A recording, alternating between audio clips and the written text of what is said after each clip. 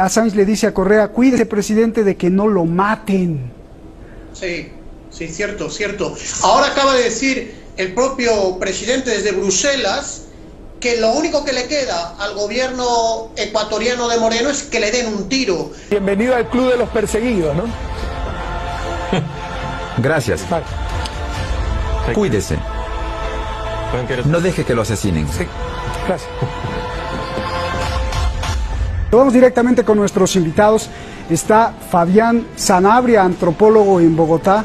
Muchísimas gracias, Fabián. Gracias por, o nosotros nos unimos a ti o tú a nosotros, o por esta unión, porque me ha dado mucho gusto de que estés participando con nosotros. Muchas gracias y seguramente la conciencia universal te lo va a agradecer. José Antonio Ejido, pues usted ya lo conoce muy bien, analista internacional allá en España, siempre con la espada ahí lista para denunciar lo que hay que denunciar. Gracias a los dos. Fabián, comienzo contigo. A ver, quiero que me digas si hay un monstruo de 1000 cabezas detrás. Sentencia contra Correa. Cambio radical del presidente Lenin de amigo a enemigo. Entrega de Julian Assange. Apelación de Correa. Ratificación de la sentencia. Entrega de Ecuador al Fondo Monetario Internacional cuando no había necesidad, dice Correa. Expulsión de Evo Morales. Casi el mismo caso en Bolivia. Juicio a Lula da Silva en Brasil. Destitución de Dilma. ¿Cómo está relacionado todo este movimiento en América Latina? ¿Es meramente circunstancial o tiene una explicación? Por favor. Yo creo que el sociólogo Manuel Castells, que hoy es el ministro de Universidades en el gobierno español actual, ha estudiado muy bien la lógica de los medios de comunicación y de las redes sociales. Lo importante es que el ciudadano del común sepa algo muy concreto. ¿Quién dice qué y desde dónde? Pero la gente no es boba. La gente también toma conciencia. La gente ya está cansada de ver los canales o los semanarios o los diarios oficiales, así sean privados.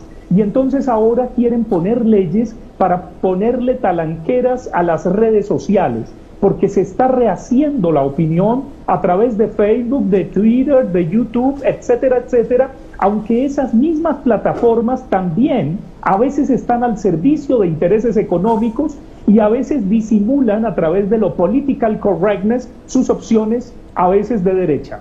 Bien, gracias. José Antonio, no creo que no era lo mismo esos poderes mágicos, ¿no? Ahí me lo aclaras. Y te pregunto, ¿qué tan bueno o malo era que Correa volviera a competir en las elecciones presidenciales de Ecuador?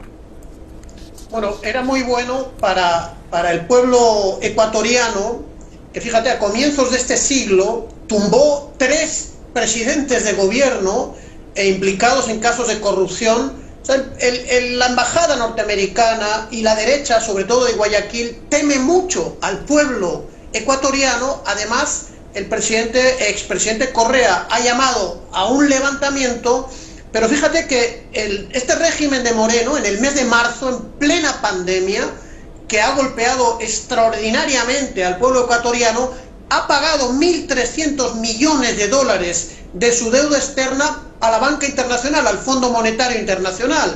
El expresidente Correa ha dicho eso es incorrecto, había que hacer una negociación mejor. Es muy importante para los poderes internacionales que jamás el pueblo ecuatoriano tenga un presidente capaz de salir adelante con unas políticas de desarrollo, de renegociar, por ejemplo, en este caso, la deuda externa, de que los norteamericanos no vuelvan a la base de Manta y que se reconstruya los 10 años de una política económica y social que puso de pie al pueblo ecuatoriano. Y no hace tanto tiempo, de eso tiene memoria el pueblo ecuatoriano, se ha levantado en finales del año pasado contra este gobierno de Moreno. Hay mucho temor a que el pueblo ecuatoriano vuelva a votar a Correa, a la Revolución Ciudadana y a su gente, y ahora estamos viendo toda una serie de maniobras ilegales para evitar que vuelva realmente la voluntad popular, según las encuestas, a gobernar el pueblo del Ecuador, ¿no? Bien. Fabián, ¿qué significa para la sociedad mundial, para Ecuador y para Estados Unidos, que el presidente de Ecuador haya entregado a Julian Assange a las autoridades británicas y por consiguiente abrirle la puerta a la extradición a Estados Unidos? ¿Qué significa esto para la sociedad del mundo, para Estados Unidos y para Ecuador? Es una pérdida de autonomía y es una violación del derecho internacional, pero sobre todo de autonomía de los pueblos, de la autonomía de los países.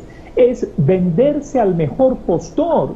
Aquí evidentemente el presidente que traicionó a Rafael Correa repta ante los poderes norteamericanos, ante la banca mundial, y obviamente hace lo que sea para mantenerse en ese poder reptante. Es indigno de los pueblos y de la autonomía de los pueblos.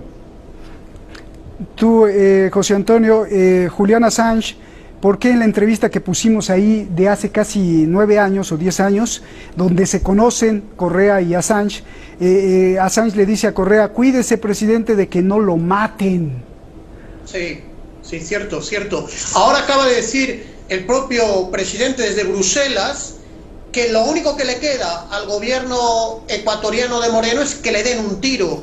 Pero fíjate, en el plano simbólico y real, este régimen de Moreno ha cerrado en Quito la sede de UNASUR, que ha sido una de las grandes conquistas de América del Sur y de América Latina para poner en marcha el sueño de Bolívar de la unidad latinoamericana y caribeña, que es la única manera o la verdadera manera eficaz que tiene América Latina y el Caribe de presentar ante los poderes del mundo una potencia unida capaz de enfrentar, por ejemplo, la crisis que ha generado la pandemia.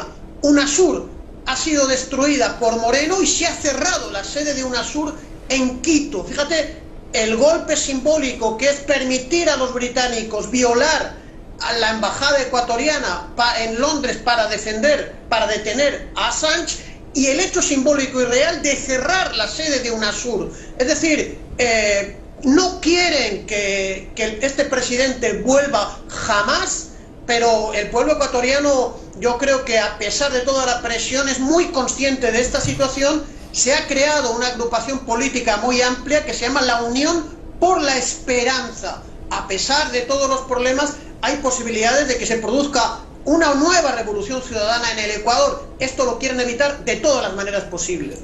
Gracias, José Antonio. Me hiciste recordar los patacones allá que se comen en Ecuador, y allá en la UNASUR está a unos metros de la mitad del mundo, ¿no? Donde se va para allá y para acá el agua, porque ahí pasa el Ecuador. Bueno, esto fue un paréntesis. A ver, Fabián, ¿hacia dónde va todo el continente americano desde Canadá? O sea, viendo todo esto, todo lo que me estás comentando, ¿hacia dónde va todo el continente americano? Desde Canadá, pasando por Estados Unidos, México, hasta la Patagonia. Yo creo que vamos a asistir en los próximos años a una necesaria toma de conciencia de esa unión por la esperanza, porque yo confío en los pueblos, y un poco como diría Mercedes Sosa, todo cambia, todo cambia, pero lo que no cambia es mi amor por mi pueblo y por mi gente. Cuando escucho a Rafael Correa desde el exilio, siento que dice eso. Y cuando escucho que hay gente que no traga entero, que hay gente que procesa aquellos microcircuitos que pretenden instalarle un imaginario, siento que el amor por este continente de la esperanza, nada ni nadie lo va a callar ni lo va a vencer. Los poderes tienen miedo, porque cuando reaccionan así, censurando, condenando, comprando la justicia, es porque los poderosos tienen mucho miedo, tienen miedo de la gente. Fabián, cuando hablaste del amor, salió por ahí tu gato atrás de ti. Qué curioso. Oye, bueno, día de anécdotas. José Antonio, pues más o menos la misma pregunta. Rafael Correa dijo que América Latina es la región del futuro para el mundo entero. ¿Cuál es el futuro de los latinoamericanos? ¿Cuál es el proyecto? O si hay proyecto, ¿hacia dónde vamos? ¿Cómo la ves? Se ha demostrado en estos últimos 20 años que había una realidad. Los sueños se convirtieron en esa realidad. Esa realidad fue, por ejemplo, UNASUR, es el bloque ALBA, es la política que tuvo con un gran apoyo del pueblo ecuatoriano el economista Rafael Correa, en uno de los mejores momentos de la historia latinoamericana. El Congreso Anfitriónico de Panamá, que era el sueño de Bolívar, fue frustrado a comienzos del siglo XIX, a comienzos del siglo XX y XXI se ha convertido en realidad, y yo creo que después de haber oído las hermosas palabras de tu contertulio, de tu invitado, yo me la suscribo y sí pienso que es el continente donde las esperanzas se pueden convertir en realidad, aunque en estos momentos haya gobiernos y potencias internacionales empeñados en frustrar las esperanzas de los humildes, de los trabajadores, de los indígenas, que bajo el gobierno de Correa demostraron que se puede hacer una política de modernizar, de sacar del subdesarrollo la población, de desarrollar la economía, la educación. Bueno, esto sí ha sido posible con la voluntad y la lucha de los pueblos, no solo en el Ecuador, sino en toda América Latina. Se va a volver a convertir en realidad, yo estoy totalmente convencido de ello.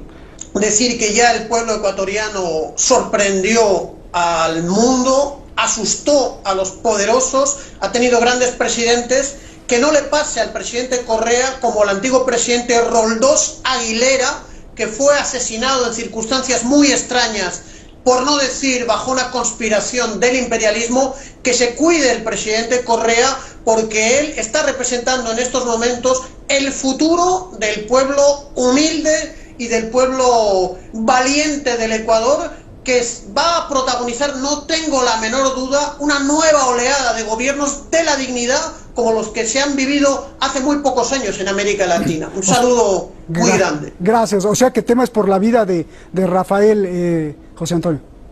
Sí, sí. Sí, él mismo lo ha dicho. Gracias. Y sin duda lo pueden matar en cualquier momento, es cierto. Gracias a los dos. Abrazos fraternos.